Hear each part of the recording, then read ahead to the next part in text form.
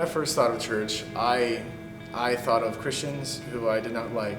I grew up hating Christians. I grew up thinking that Christians always had the mindset that they were better than me, that they had a lot more meaning than I had in the world, and that they could just achieve more and be a bigger part of everything, and that I was just meaningless because I didn't believe the same thing they did. There was always something pursuing me. I was always getting tapped on the shoulder my entire life. Something was always pursuing me, and I knew it, but I distracted myself from it, and I blinded myself from every bit of it and just ignored it completely. And then one day I decided to start chatting with a friend on Facebook who I'd never really chatted with before, but for some reason I was compelled to chat with her. And so I did, and she just kept sharing God's love with me. For some reason I dealt with it. Normally I would just ignore people like that, but I dealt with it. And I just kept kind of soaking it in and rejecting it, soaking it in, rejecting it just sporadically. It just changed and changed. But things she would say would actually stick with me. I was given a book that was written by, it's called The Case for Christ, written by Lee Strobel. And every word that was in it I could identify with. Everything was relatable to me. It was my story. But someone else had written it. It was laid out. And it ended with him finding Christ, which was amazing because I didn't think my story would end that way. And so through reading that book and along with talking with friends who were saved and just hearing stories and reading the Bible, I had just realized, how much God was tapping me on the shoulder. And one night I just turned around and looked. And I sat and prayed in my car for probably 2 straight hours and just cried and sobbed and prayed.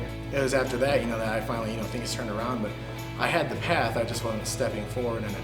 I was still kind of just getting in the motion, but I was a jerk. I was still a butt-face about going to church.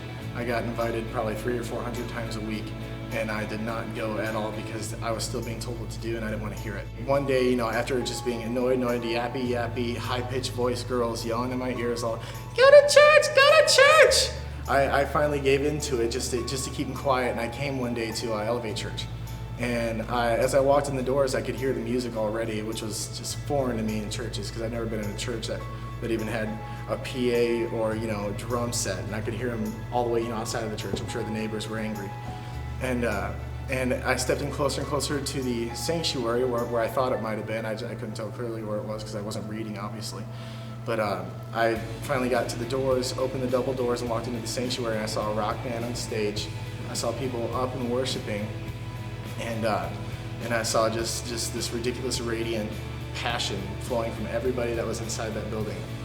And it was, I sat down, listened to the message from a ridiculously young pastor who walked out. He was probably 10 years older than me, and which made everything he said relatable. He wasn't like an ancient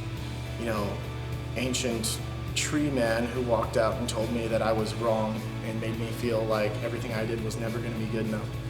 He was obviously out there to save people who are unchurched, and everyone else that's in the building is out there to save people that are unchurched. This church is for people who are not here yet, which is amazing because they're always kept in the heart of this church even when they don't know it exists.